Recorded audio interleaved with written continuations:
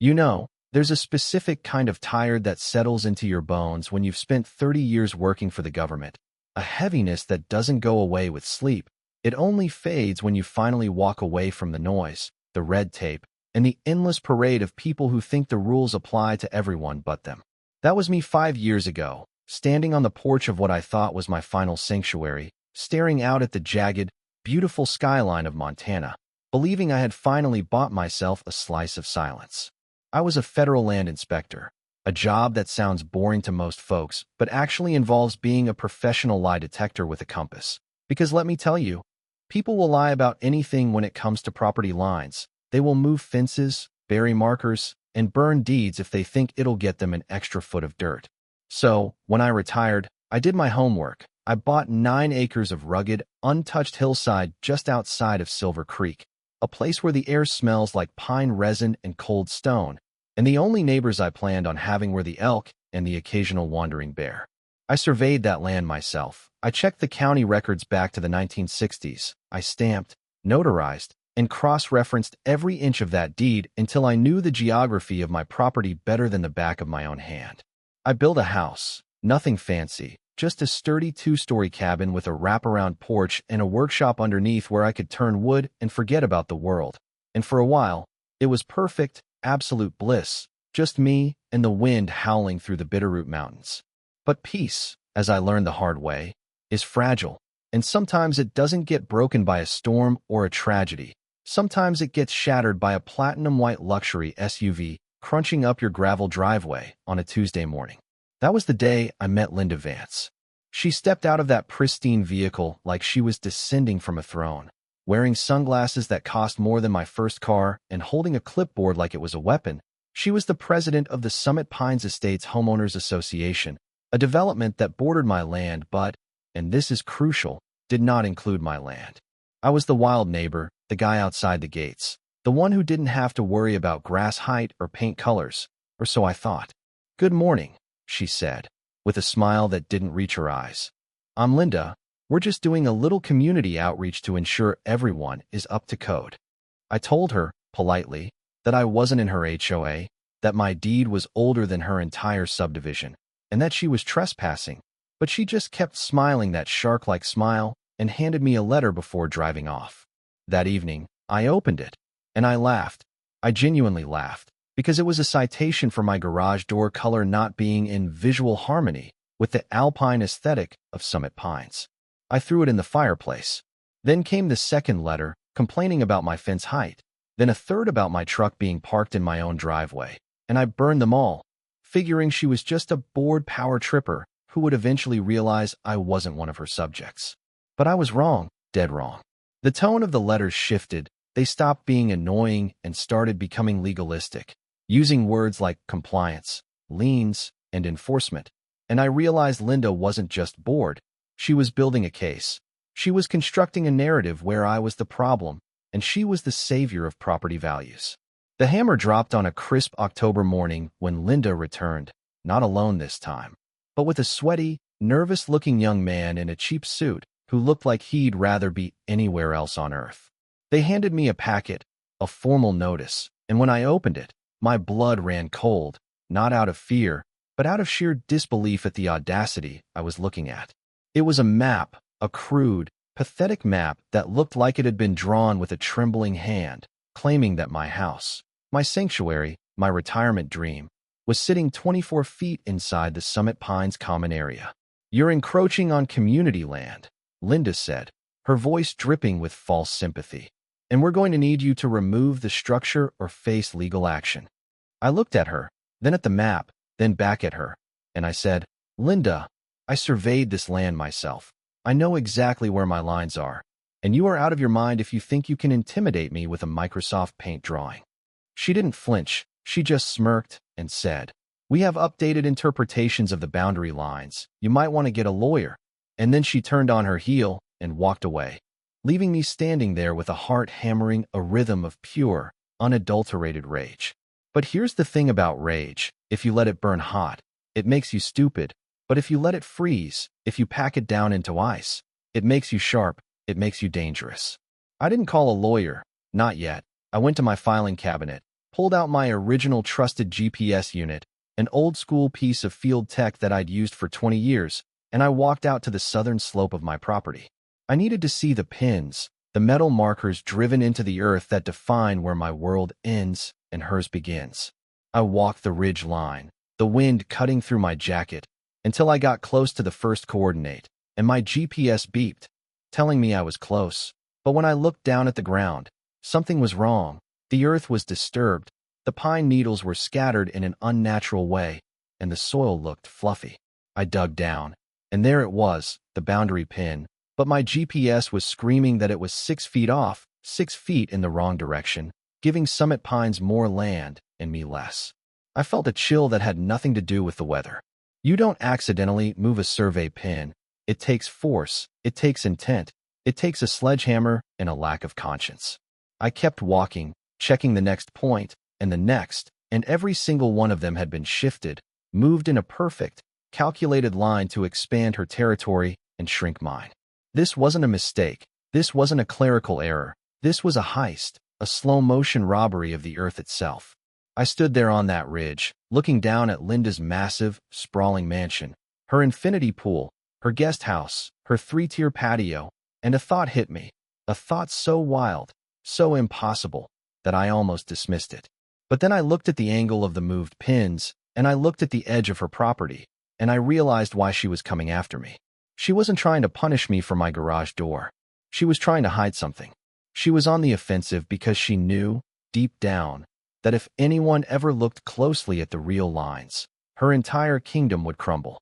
I took a deep breath, the kind that fills your lungs with cold resolve, and I whispered to the trees, "All right, Linda, you want to talk about boundaries? Let's talk about boundaries." The next morning, I didn't just call a surveyor, I called the cavalry. I reached out to an old colleague of mine, Mason, who runs Apex Geomatics, the kind of guy who measures tectonic shifts for fun and treats a variance of 1 inch like a personal insult.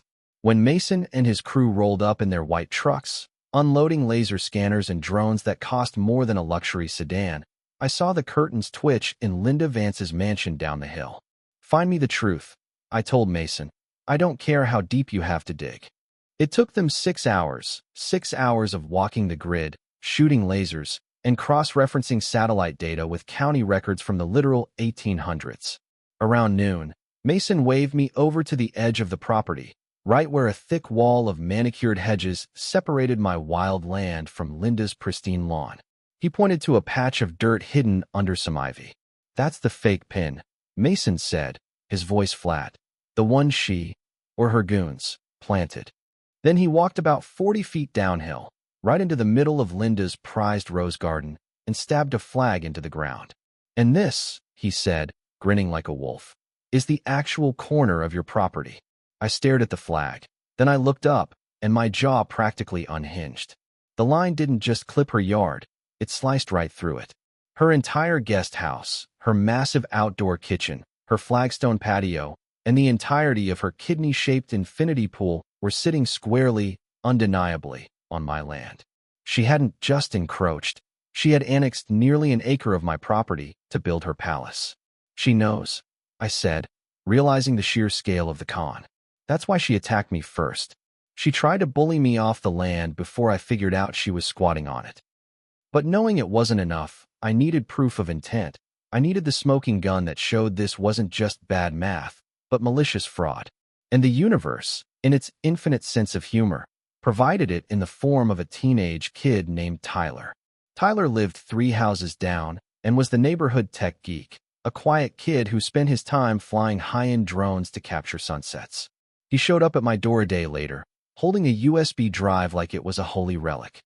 "I heard what's happening," he mumbled, refusing to make eye contact. "I have these time-lapse." I thought they looked weird.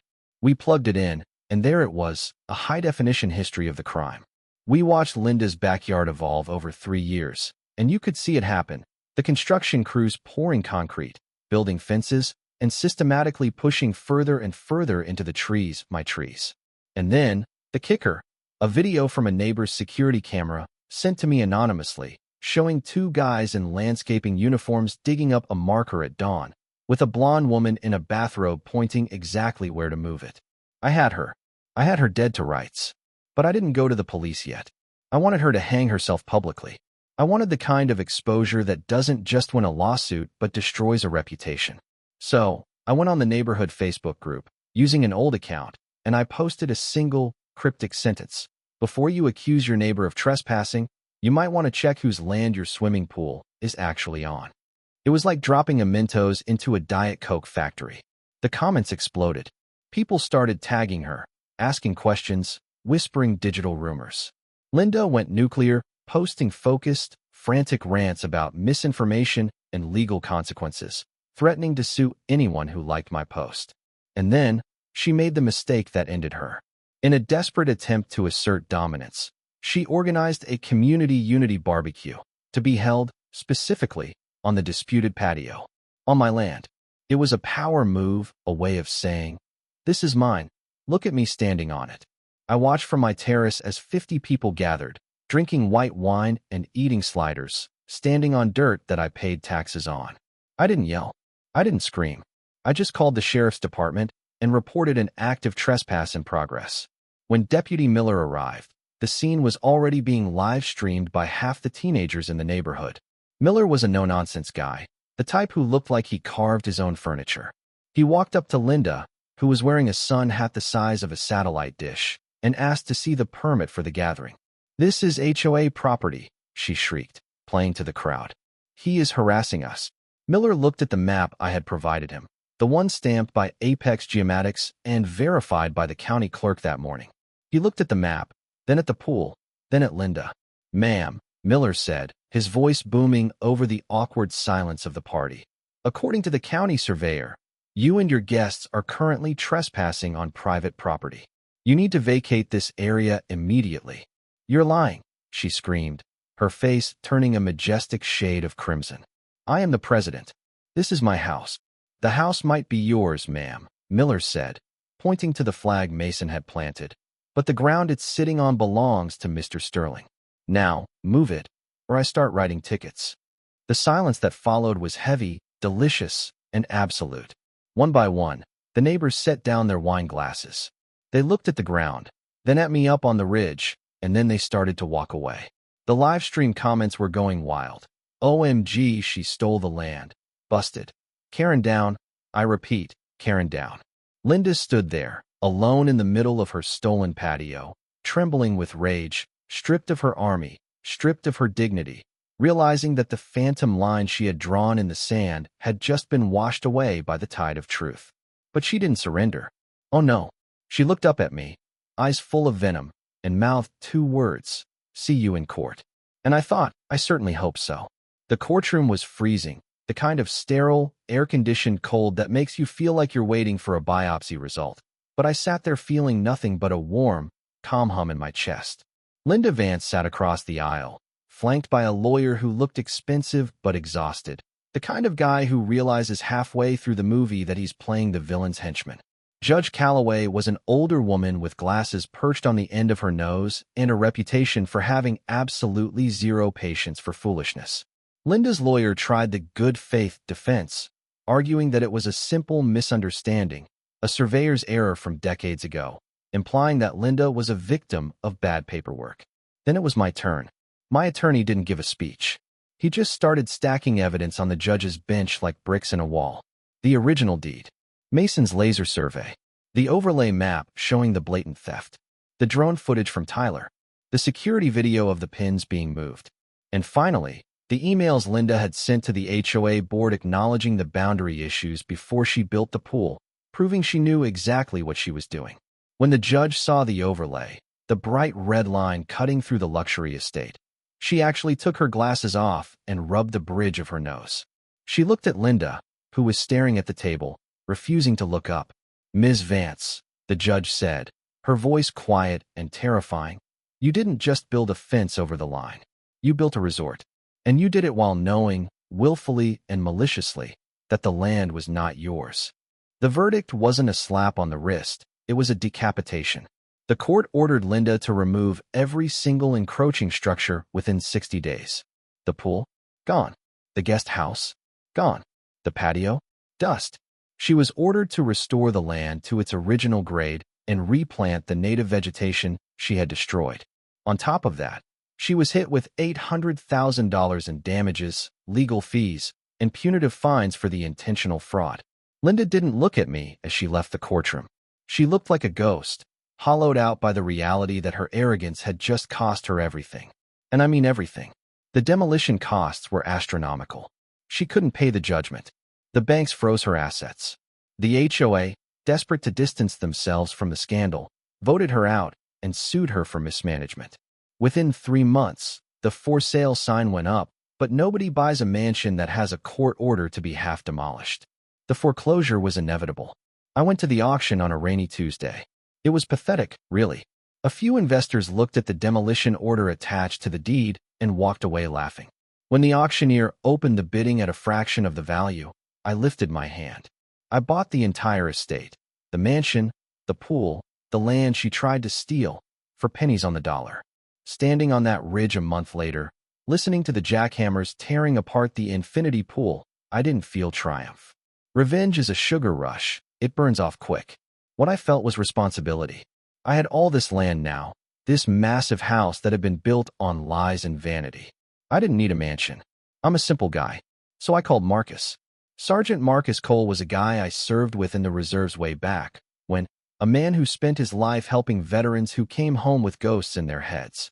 I got a proposition for you, I told him. I got a big house, plenty of quiet, and a view that heals the soul. Let's put it to use. We tore down the vanity projects, but we kept the main structure. We turned Linda's palace into the Sterling Cole Veterans Haven. We converted the guest rooms into therapy spaces. We turned the land she tried to steal into hiking trails for men and women who needed to remember what it felt like to walk without looking over their shoulder. A year later, I stood on that same porch where Linda had first handed me that eviction notice. But this time, I wasn't alone. Down by the fire pit, I could hear laughter, rough, genuine laughter from a group of Marines who were learning how to breathe again. The silence I had come here for was gone, replaced by something better, purpose. Linda had tried to conquer this land, to tame it and own it for her image. But the land didn't want a master, it wanted a caretaker.